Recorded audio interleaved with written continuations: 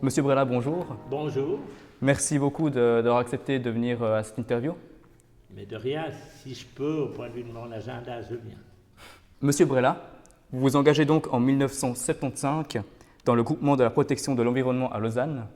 Depuis, vous devenez une figure emblématique de la politique écologique suisse. Qu'est-ce qui vous a poussé au départ à débuter votre carrière dans la politique et pourquoi au sein des Verts? Alors, d'abord, j'ai été marqué quand j'étais encore étudiant à l'EPFL en mathématiques. Puis 75, janvier 75, c'est mon diplôme. J'ai été marqué par la conférence de Stockholm sur l'environnement, d'une part, où les pays disaient à quel point c'était important de prendre un certain nombre de mesures pour la sauvegarde de la planète, en restant quand même avec des engagements assez flous, mais enfin le constat de base était fort. Et puis il y avait aussi dans les années précédentes plusieurs événements, notamment le livre Le Printemps silencieux d'une autrice américaine qui montrait ce qui pouvait arriver, notamment à cause des pollutions, pesticides, chimiques ou autres, et qu'en printemps il n'y avait plus aucun oiseau. Ces différents événements, ainsi que les travaux du Club de Rome, qui sont aussi à la même époque, qui montrent les limites de la croissance, au sens d'une croissance toujours plus dévoreuse d'énergie fossile, de matériaux, et qui se heurtait vraisemblablement à des murs à relativement court terme, parce que ça devenait impossible et dangereux, mettant même en cause potentiellement, selon ce qui arrive, l'existence de la planète.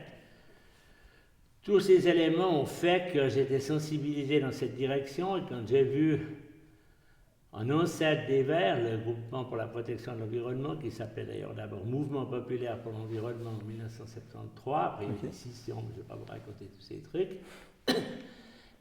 voyant que ça avait du succès, même s'il était encore modéré, je me suis dit que c'était pour moi une piste d'engagement. J'avais certaines sensibilités libérales, au sens libéro-humaniste, mais il y en avait de moins en moins, c'était généralement des libéraux essentiellement de plus en plus intéressés par l'argent. Alors ça n'avait pas toujours été comme ça. J'avais aussi des sensibilités du côté social, voire socialiste, mais le tout à l'État m'inspirait moyennement.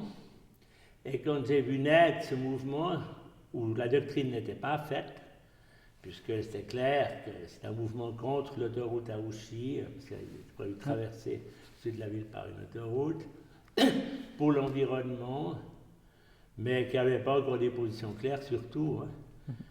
On était en train de clarifier celle sur le nucléaire, et puis très petit à petit surtout, donc c'était intéressant pour moi d'arriver dans un univers qui n'était pas strictement la répartition de l'argent pour la droite le plus possible aux patrons, le moins possible aux employés, aux ouvriers, et pour la gauche le contraire.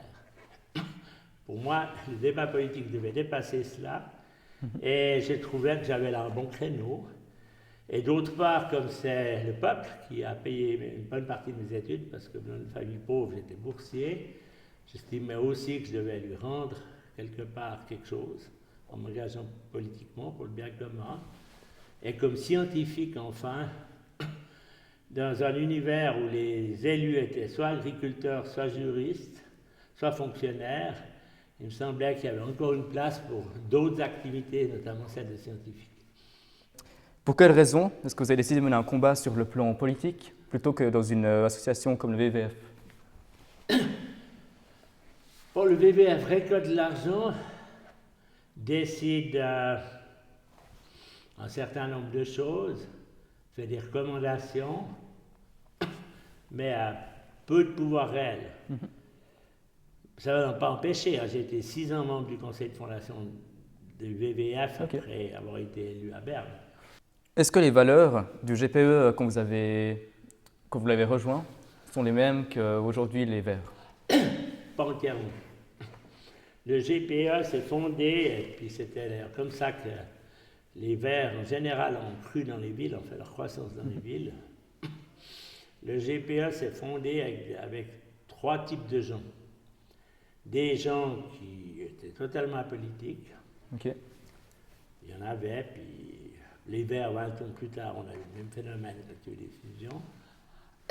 des gens qui venaient manifestement de la gauche, socialistes ou encore plus à gauche, et puis des gens qu'on oublie beaucoup trop souvent aujourd'hui, qui étaient justement des libéraux humanistes, qui ont quitté des bonnes familles libérales, dont les enfants ne sont pas, ils restaient dans le même giron, et puis qui sont venus dans le GPE et plus tard dans les Verts.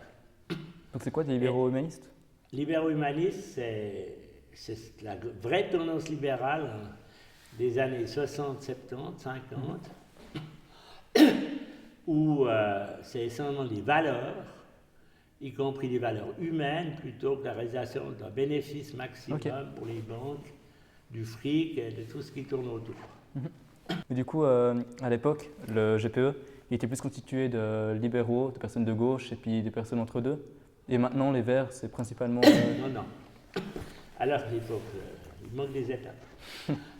Donc, dans les années 80, ce courant, parce qu'il faut élargir la Suisse, ce courant a cru lentement, mais il y a un mouvement plus près de l'extrême gauche, à la base, avec Anne-Catherine Ménétret, mais aussi du Recordon, qui a fondé, lui, Alternative Socialiste Verte, qui a moins de succès. Mais toutes les années 80, on avait ces deux pôles où les gens se traitaient aimablement les gens de pastèques pour dire qu'ils étaient verts à l'extérieur, rouges à l'intérieur, les autres de poivrons pour dire que c'était vert à l'extérieur et vide à l'intérieur. Enfin, toutes ces charmantes florilèges qu'on peut faire. Mais dans le reste de la Suisse, pendant ce temps, les choses commençaient aussi à bouger. Et Zurich, les Verts au départ, c'était plutôt des apolitiques, des centristes, mais aussi une de personnalités issues de l'UDC. Ça serait inimaginable aujourd'hui, mais à l'époque, ça existait parce que c'était un courant réel dans l'UDC, alors que ce n'est plus du tout le cas aujourd'hui. À Berne, c'était plutôt les dissidents radicaux. À Genève, c'était un peu tutti frutti. Mais dans la deuxième moitié des années 80, les organisations progressistes, qui étaient un mouvement d'extrême gauche alternatif, se sont sabordées pour entrer chez les Verts. C'est Argovie et c'est Bâle. Et puis ce melting pot a continué à progresser. Et dans les années 90, on a vu arriver toutes sortes de gens qui n'avaient jamais été ni de l'un ni de l'autre.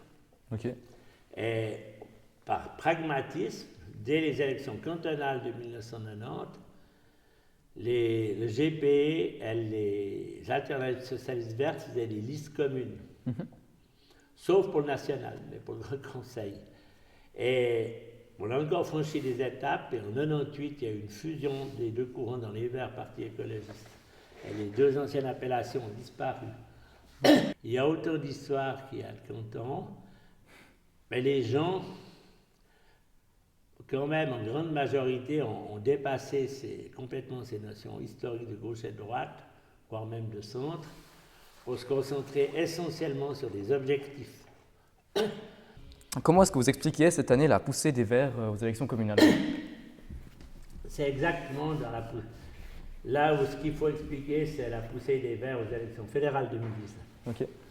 En 2019, on est passé de 11% en 2015 à 19,7% en 2019.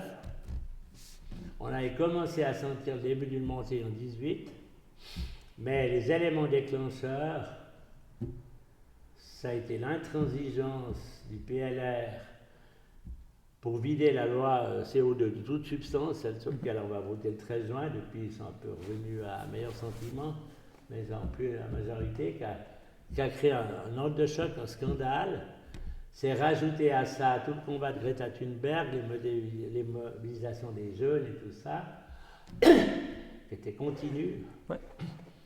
Une prise de conscience de la population, c'était pas encore le Covid, hein, c'était avant. Et ça a amené cette vague très haut, puisqu'on est passé de 12 à 35 sièges aux chambres fédérales. C'est énorme. Quasi un triplement. Même s'il y en a deux qui sont d'extrême gauche, mais avant il y en avait un. Donc, c'est quasiment 3 fois, si on compte les États. Et pour le national, c'est pas 3 fois, mais avant, il y avait quand même aussi aux États, mais rien ça. Alors, pas mal de gens pensaient que le Covid allait freiner tout ça, parce qu'il y aurait d'autres préoccupations. Et on voit élection après élection, à part de rares exceptions locales, on reste en traîne des fédérales, voire un poil plus haut. Alors maintenant, les prochaines échéances, c'est les cantonales, ce sera très intéressant d'observer. Si le train des fédérales et des communales se poursuit au cantonal, les Verts vont passer de 21 sièges à une trentaine, c'est passé 28, 29, 30, 31, 32, mais c'est dans cette fourchette. Parce que des fois, ça joue un peu de choses, c'est l'arrondissement, selon la valeur des candidats. Et puis, globalement, eh bien, le bloc PLR-UDC, qui a 74, va tomber en dessous de 70, voire friser 65. S'il n'y a pas de renversement de train et de tendance. Et puis ensuite, les fédérales, c'est quand même dans 2 ans et demi, il faudra qu'on voit ce qu'il y a jusque-là, mais pour le moment, on tient un train d'à peu près autant de sièges, voire un poil plus. Okay. Il va y avoir un ou deux de perdus, mais aussi 3 ou 4 de plus. Voilà. Ouais. Alors, comment ça va évoluer ces 30 prochains mois, je peux en avoir le sentiment, mais pas la certitude. Vous parlez des jeunes qui vont manifester dans les rues pour justement le climat et revendiquer des... Attention, tous les jeunes qui manifestent dans les rues ne vont pas tous voter. Hein. Oui. Mais par contre, ils créent un phénomène médiatique fort qui aspire même des tas d'autres jeunes qui, eux, ne manifestent pas, mais qui parfois votent plus souvent. Donc vous pensez que c'est une bonne chose Alors pour les Verts, ça a été une bonne chose électoralement. Et pour le thème aussi. Parce que quand même, pas mal d'élus à Berne, y compris des partis de droite, avaient un membre de leur famille qui manifestait. Ouais. Et quand ils discutaient à la maison, je disais, mais moi, il y a un problème, parce que ce n'était pas leur tasse de thé. Et plusieurs d'entre eux, après avoir discuté les membres de la famille qui eux manifestaient, disaient, mais qu'est-ce que je peux faire pour faire plaisir à mon fils, à ma fille ou à mon neveu? Puis réfléchir un peu plus au thème, on même fait un certain nombre de propositions qui ont aidé, parmi d'autres, à faire progresser la loi sur le CO2. Donc c'était un effet multiple. D'accord. Y compris en rendant conscient des élus qui n'en avaient jamais été conscients avant, puis qui se rendaient compte que toute leur famille plus jeune poussait dans cette direction. Alors, ce n'est pas le cas partout, mais il y a même dans l'UDC que ça a ébranlé, mais ça n'a pas changé leur vote. Parce que ça est aussi arrivé dans les familles UDC. C'est génial. Enfin, il faut continuer, persévérer. Une question un petit peu différente. Quelle est selon vous la plus grande réussite de votre carrière? Alors, moi, comme ça indique le M2, sans aucun doute. Carrière purement personnelle et politique. Okay. Comme réalisation. Maintenant, si je vais dans le train,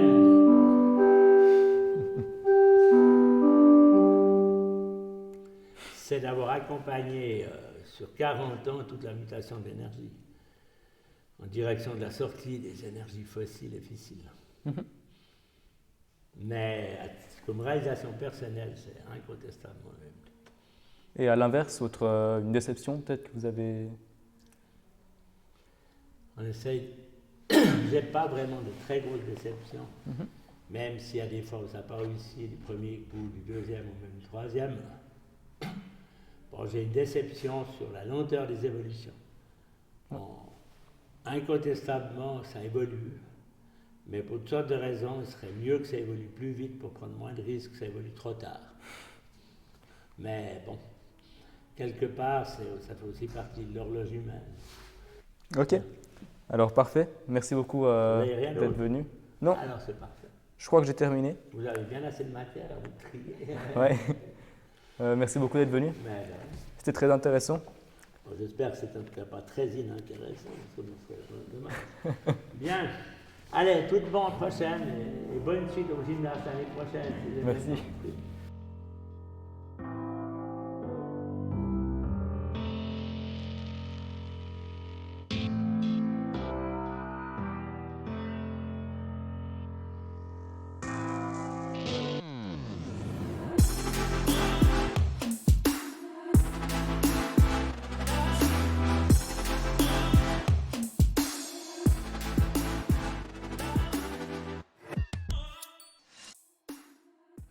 Selon votre expérience, est-ce qu'une carrière politique est compatible avec une vie de famille?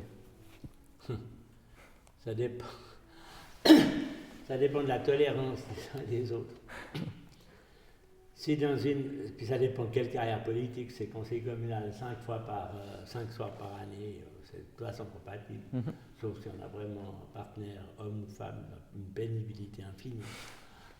Mais quand c'est le genre d'engagement que j'ai,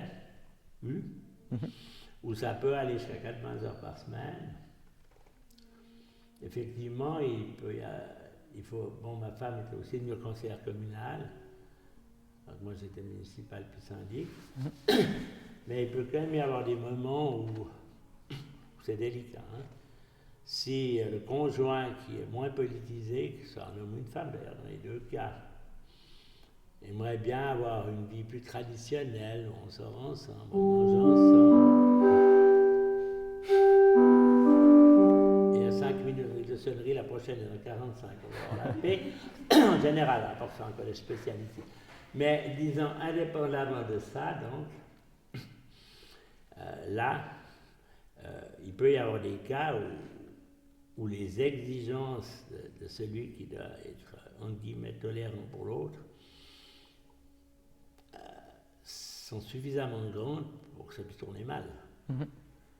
Et puis si celui qui est au front politique, en plus réagit mal, ou n'a pas un minimum de psychologie ou de tentative de compensation, ça peut mal finir.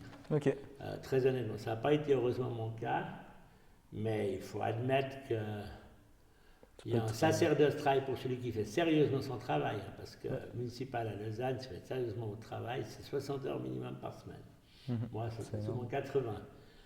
Alors, il y en a qui, j'en ai aussi connu, qui faisaient à peine 40 heures, et puis qui faisaient surtout on se rend une belle salle, du marketing, pour dire à quel point c'était beau, bon et brillant.